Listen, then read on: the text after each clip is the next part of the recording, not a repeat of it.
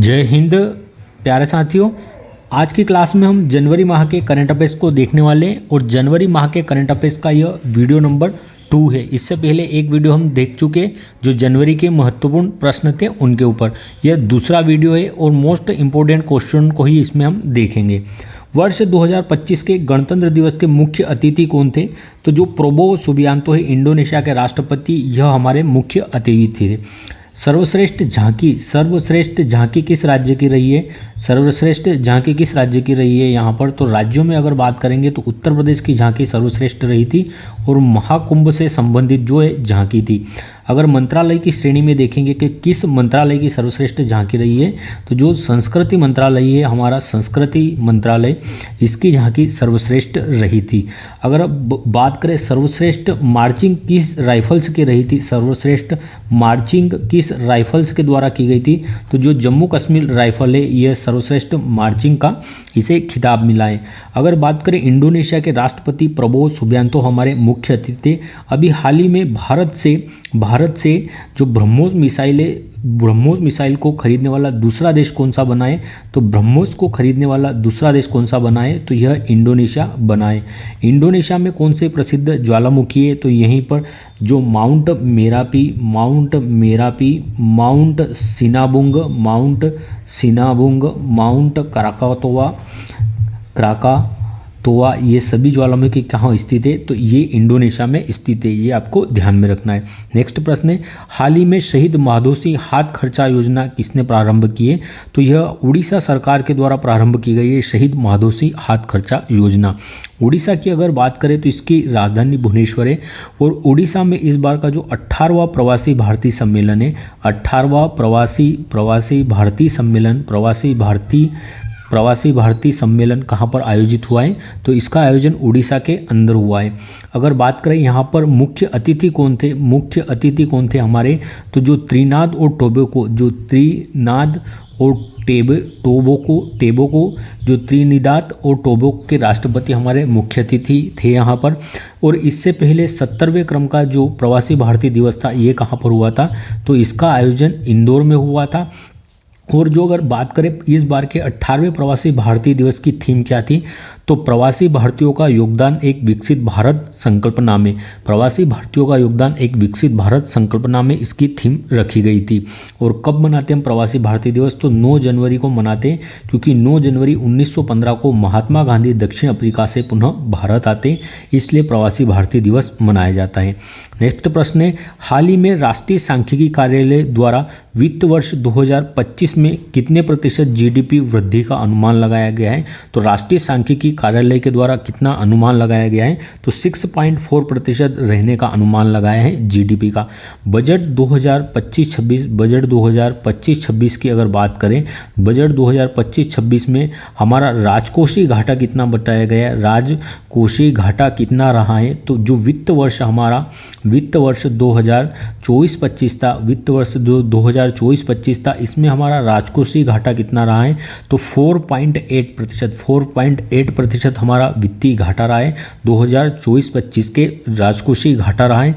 और इस बजट के अनुसार हमारा 2025-26 जो राजकोषीय जो हमारा वित्त वर्ष होगा, वित्त वर्ष 2025-26 में जो हमारा राजकोषीय घाटा कितना होने वाला है?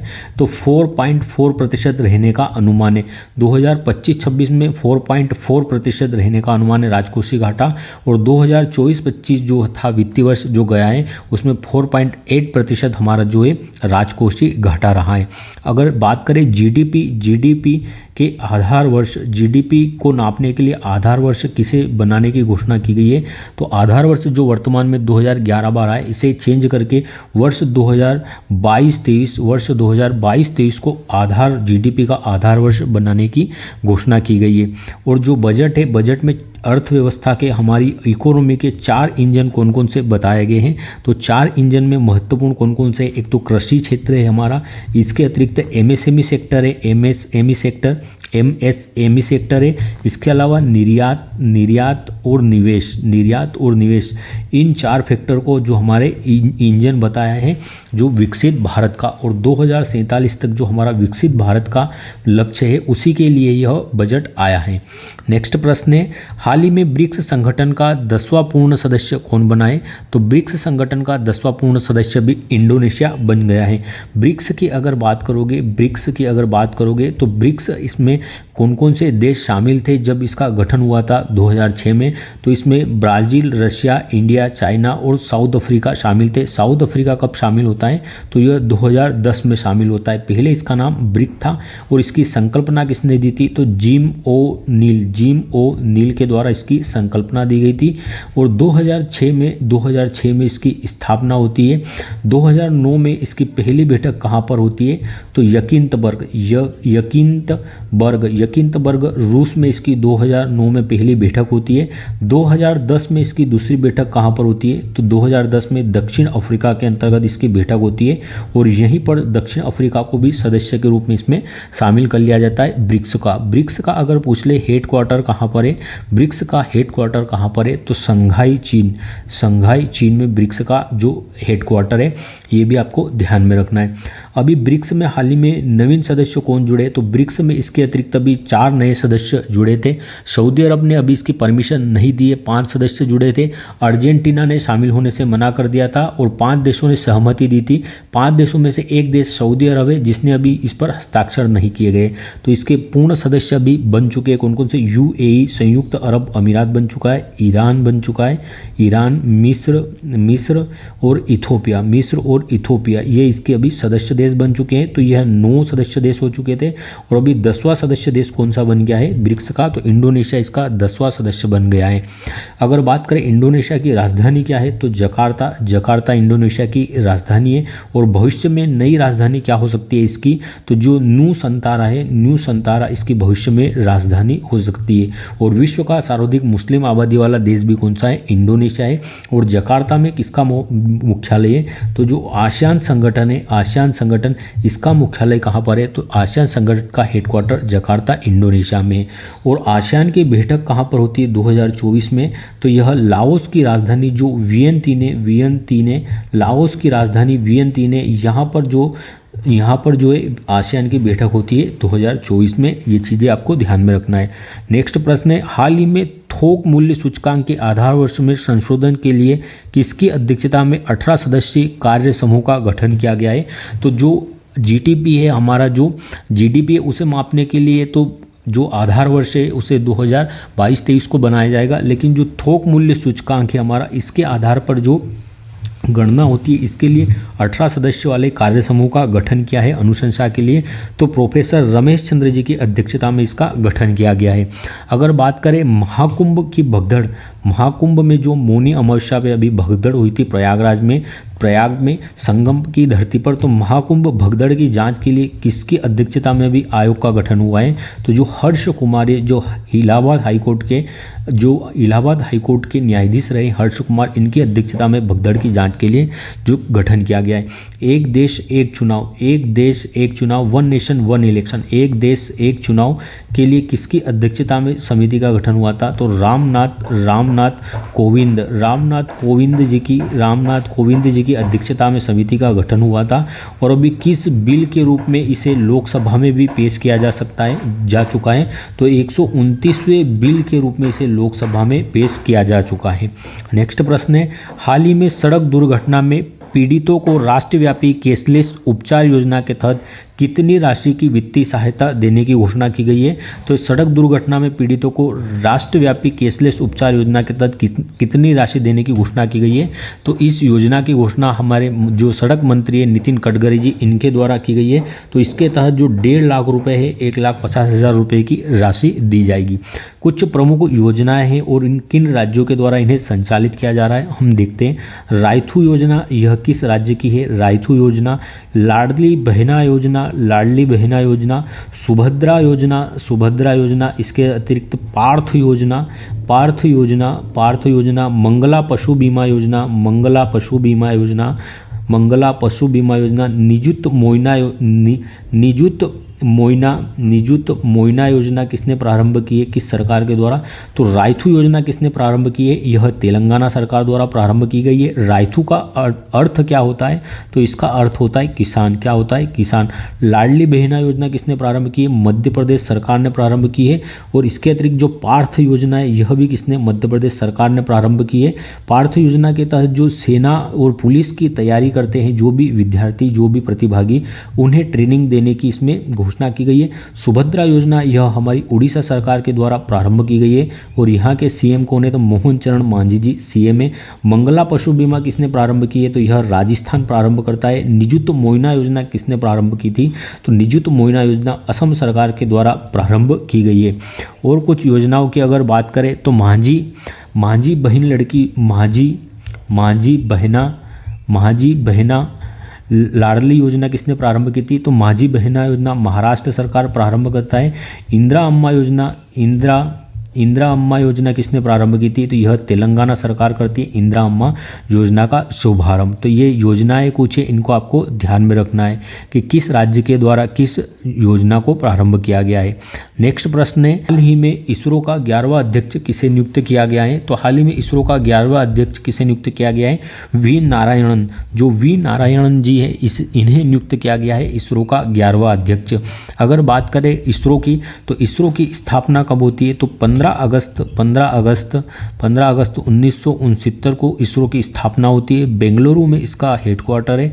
कहाँ है? बेंगलुरु में इसका हेडक्वार्टर है। वी नारायण जी इसके हेड बने और इन्होंने किसे रिप्लेस किया है, किसका स्थान लिया है इन्होंने?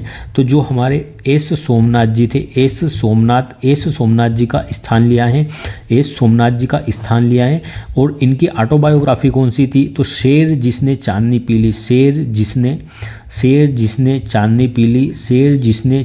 पीली, ये ऑटोबायोग्राफी किसकी है? तो यह एस सोमनाथ जी की है। कुछ आयोग देखते और उनके हेड को देखते। अनुसूचित जाति आयोग, जो एससी आयोग है, अनुसूचित जाति आयोग, इसके हेड कौन है वर्तमान में? तो किशोर मकवाना जी वर्तमान में इसके हेड है। महिला आयोग की प्रमुख कौन बनी? अभी महिला आयोग की अध्यक्ष कौन बनी है? तो जो विजया रहाटकर जी है, विजया रहाटकर जी है, महिला आयोग की बनी है। मानव अधिकार आयोग का हेड कौन बना है अभी? तो मानव अधिकार आयोग हेड है अरुण कुमार मिश्र। कौन है? अरुण कुमार मिश्र जी है। लोकपाल संस्था के अभी सेकंड अध्यक्ष कौन बने?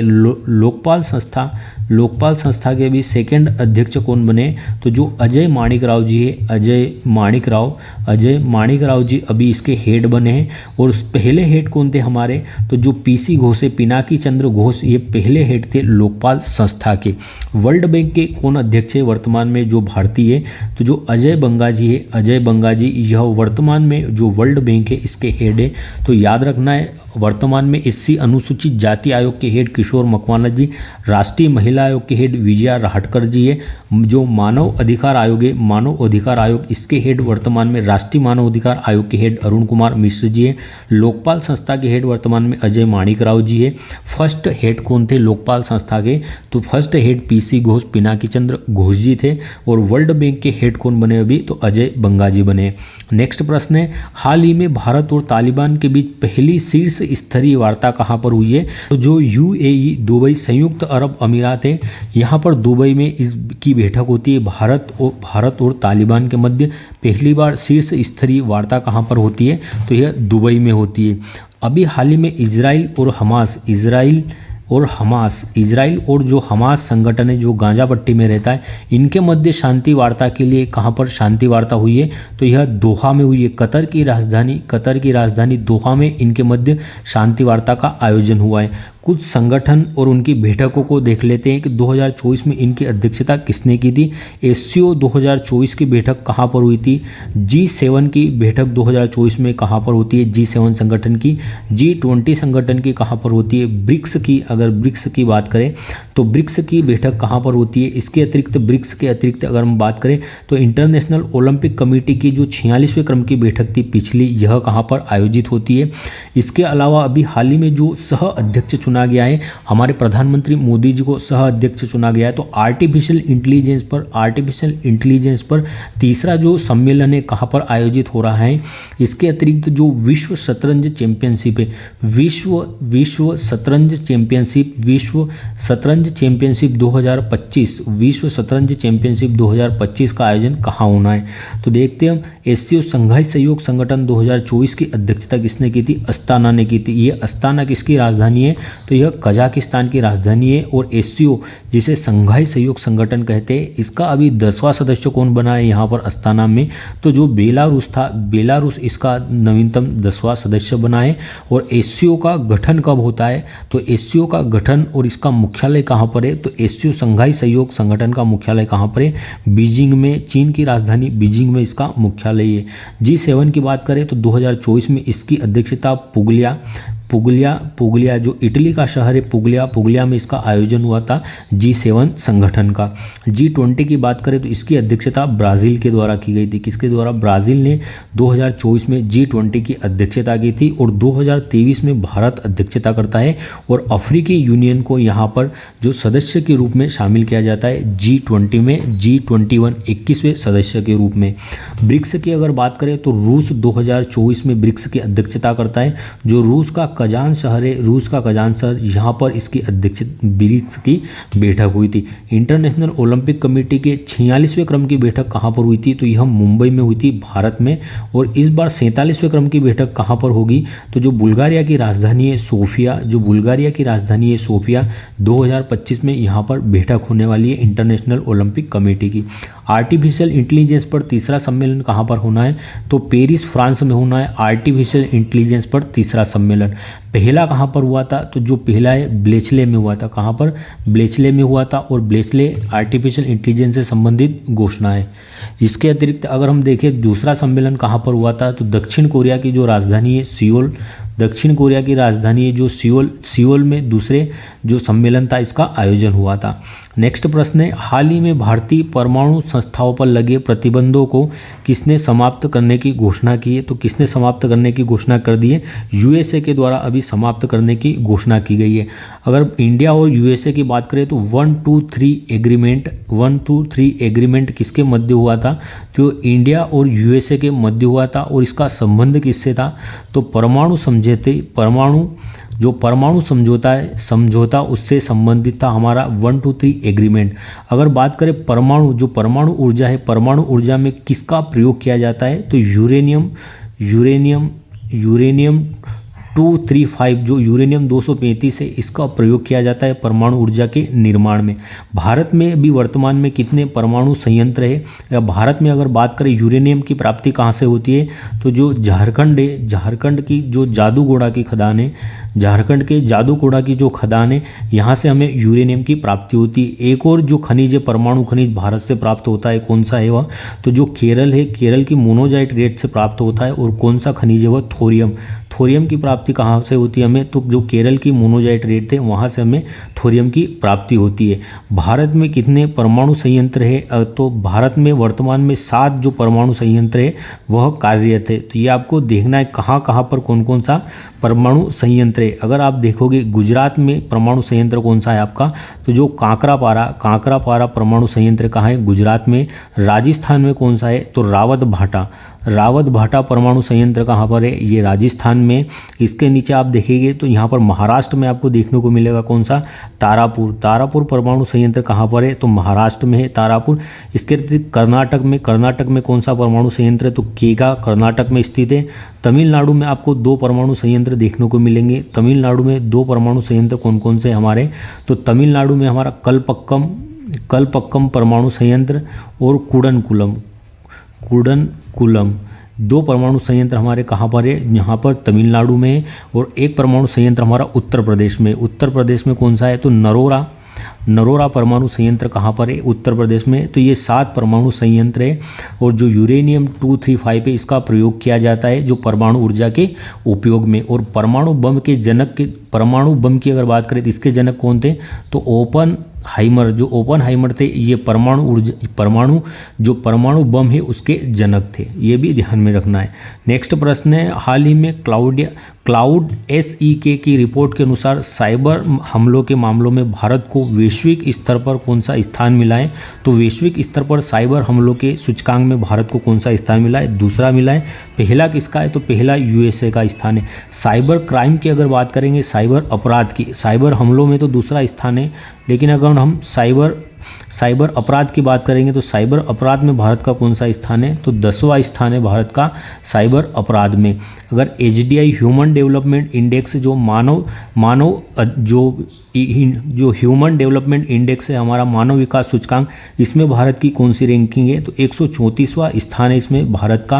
हंगर इंडेक्स जो भूखमरी सूचकांक है, भूखमरी सूचकांक, इसमें भारत का कौन सा स्थान है हंगर इंडेक्स में? तो 105वां स्थान है भारत का हंगर इंडेक्स में।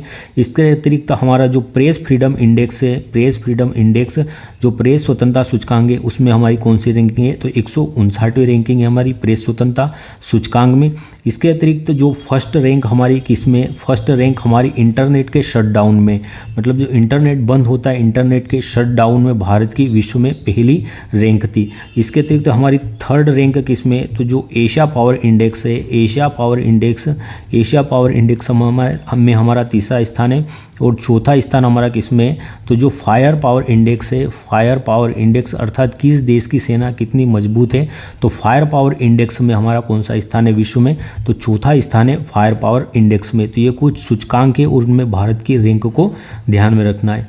नेक्स्ट प्रश्न है, हाल ही में 23वां और इस साल का पहला दिव्य कला मेला कहाँ प्रारंभ हुआ है? तो इस साल का पहला है और ये 23वें क्रम का दिव्य कला मेला है। इसका आयोजन कहाँ पर हुआ है? तो गुजरात में हुआ है दिव्य कला मेले का आयोजन। अभी हाल ही में कुछ समय पहले जो फरीदाबाद है, फरीदाबाद हरियाणा का जो फरीदाबाद है, यहाँ पर किस मेले का शुभारंभ हुआ है? जो हस्तशिल्प से संबंधित है, हस्तशिल्प से संबंधित है, जो हाथ से बनी निर्मित वस्तुएं होती है यहाँ पर लगाई जाती है। तो हरियाणा फरीदाबाद में अभी हाल ही में कौन सा मेले का आयोजन हुआ है ये आपको बताना है।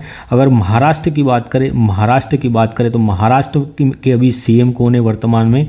तो देवेंद्र फडणवीस वर्तमान में महाराष्ट्र के CM में कौन है? देवेंद्र फडणवीस जी वर्तमान में महाराष्ट्र के CM में। और GDP में सर्वाधिक योगदान करने वाला राज्य कौन सा है? तो वह भी महाराष्ट्र राज्य है। महाराष्ट्र के अहिल्या जो अहमदनगर था, अहमदनगर का नाम चेंज कर क्या कर दिया गया है? तो इसका नाम अहिल्यानगर कर दिया गया है। क्या कर दिया गया है? अहिल्यानगर कर दिया गया है। अहमदनगर का नाम, किस नगर का नाम? संभाजी नगर कर दिया गया है। तो जो संभाजी नगर किसका नाम कर दिया गया है? तो जो औरंगाबाद था, औरंगाबाद का नाम क्या कर दिया है? तो औरंगाबाद का नाम चेंज करके संभाजी नगर कर दिया गया है। अभी जो अंडमान निकोबार था, अंडमान निकोबार की राजधानी पोर्ट ब्लेयर है। अगर बात करें पोर्ट ब्लेयर का नया नाम क्या कर दिया गया है? तो श्री विजयपुरम ये पोर्ट ब्लेयर का नया नाम कर दिया गया है। तो ये चीज़ें भी आपको ध्यान में रखनी है। और अभी नई दिल्ली में इलेक्शन हुए थे दिल्ली में, तो दिल्ली में किसकी गवर्नमेंट बनती है, किसे बहुमत मिला है यहाँ पर? तो जो BJP पार्टी है इसे बहुमत मिला है और जो आम आदमी पार्टी इस बार यहाँ पराजित हुई है। हाल ही में अनाहत सिंह ने अंडर-17 जूनियर स्क्वैश ओपन 2025 कहाँ जीता है? तो जो अनाहत सिंह है ये under-17 junior squash open cup का खिताब कहाँ पर? ब्रिटेन में जीता है। अगर बात करें कुछ खिलाड़ियों की तो 2024 में मेजर ध्यानचंद्र अवार्ड किन्हें मिला है? मेजर ध्यानचंद्र अवार्ड किन्हें मिला है? तो यह खेल के क्षेत्र में सर्वोच्च अवार्ड है मेजर ध्यानचंद्र अवार्ड। पहले इसका नाम क्या था? तो पहले इसका नाम राजीव गांधी खेल रत्न अवार्ड था और इसका जब प्रारंभ किया गया था किस वर्ष में? तो 1991-92 में इसे प्रारंभ किया गया था। वर्तमान में इसकी इनामी राशि कितनी है? तो 25 लाख रुपए इसकी इनामी राशि है। और 2024 में कितने खिलाड़ियों को दिया गया है? तो 4 खिलाड़ियों को दिया गया है। जो मनु भाकर जी को दिया गया है, ये पेरिस ओलंपिक में अभी 2024 के पेरिस ओलंपिक में 2 कांस्य पदक जीतकर लाई थी और किस क्षेत्र से संबंधित है, किसकी खिलाड़ी है, तो शूटिंग की खिलाड़ी है मनु भाकर जी। दूसरा किसे मिला है, तो जो डी गुगेश है, डी गुगेश किस खेल के खिलाड़ी हैं, तो यह शतरंज के खिलाड़ी है और अभी हाल ही में शतरंज जो फीडे विश्व शतरंज चैंपियनशिप है उसे जीतकर आए थे और डी गुगेश विश्व में सबसे युवा खिलाड़ी बन गए विश्व शतरंज चैंपियनशिप को जीतने वाले। इसके अतिरिक्त तीसरे हरमनप्रीत सिंह ये किसके खिलाड़ी है, तो जो हमारी हॉकी है, हॉकी के खिलाड़ी है हरमनप्रीत सिंह और जो हॉकी है हमारी इंडियन हॉकी टीम उसके कैप्टन है हरमनप्रीत सिंह। इन्हें भी मेजर ध्यानचंद अवार्ड से सम्मानित किया गया है। और चौथे खिलाड़ी है हमारे प्रवीण कुमार और ये किससे संबंधित है, तो ये पैरा खिलाड़ी अर्थात ये दिव्यांग खिलाड़ी और किससे संबंधित है, तो हाई जंप से संबंधित है। किससे संबंधित है, हाई जंप से संबंधित है प्रवीण कुमार और इन्हें इस वर्ष का मेजर ध्यानचंद खेल रत्न अवार्ड मिला है। अगर बात करें श्रीजा अकुला की, श्रीजा अकुला किससे संबंधित है, श्रीजा अकुला किस खेल से संबंधित है। इसके अतिरिक्त शरद कमल किस खेल से संबंधित है और मनिका बत्रा जी किस खेल से संबंधित है, अगर ये आपको बताना है। तो अगर बात करें श्रीजा अकुला टेबल टेनिस की खिलाड़ी है, श्रीजा अकुला। शरद कमल यह भी हमारी टेबल टेनिस के खिलाड़ी है और मनिका बत्रा भी हमारी जो टेबल टेनिस की खिलाड़ी है। तो ये आपको ध्यान में रखना है। कोनेरू हम्पी यह किसकी खिलाड़ी है, कोनेरू हम्पी। तो जो शतरंज की खिलाड़ी कौन है हमारी, तो कोनेरू हम्पी शतरंज की खिलाड़ी है। तो ये चीज़ें आपको ध्यान में रखना है। नेक्स्ट प्रश्न है, हाल ही में ऑनलाइन वन्य जीव अपराध संबंधित FIR दर्ज करने के लिए गरुड़ाक्षी पोर्टल किसने लॉन्च किया है, तो गरुड़ाक्षी पोर्टल जो कर्नाटक सरकार है उसके द्वारा लॉन्च किया गया है। आप जो वन्य जीव संबंधित अगर कोई भी अपराध होता है तो उसकी जो FIR है ऑनलाइन रूप से कर सकते हो। इसके लिए गरुड़ाक्षी पोर्टल किसने लॉन्च किया है, तो यह कर्नाटक सरकार ने लॉन्च किया है। सक्षम ऐप किसने लॉन्च किया था और सुविधा ऐप, सक्षम और सुविधा ऐप किसने लॉन्च किया था, सक्षम नहीं जो सी विजिल ऐप है, सी विजिल और जो सुविधा ऐप है किसने लॉन्च किया था, तो ये जो हमारा चुनाव आयोग है, चुनाव आयोग के द्वारा जो सुविधा और सी विजिल ऐप को लॉन्च किया गया था। जो लोकपत मोबाइल ऐप है, लोकपत मोबाइल ऐप यह किसने लॉन्च किया था, तो जो मध्य प्रदेश है, मध्य प्रदेश के द्वारा लोकपत मोबाइल ऐप को लॉन्च किया गया था। तो ये चीज़ें आपको ध्यान में रखनी है। सुविधा और सी विजिल ऐप यह चुनाव आयोग जारी करता है। लोकपत एक मध्य प्रदेश सरकार के द्वारा लॉन्च किया गया था। अभी हाल ही में मध्य प्रदेश सरकार ने ही कौन सी योजना प्रारंभ की है, तो पार्थ योजना किसने प्रारंभ की है, मध्य प्रदेश सरकार द्वारा।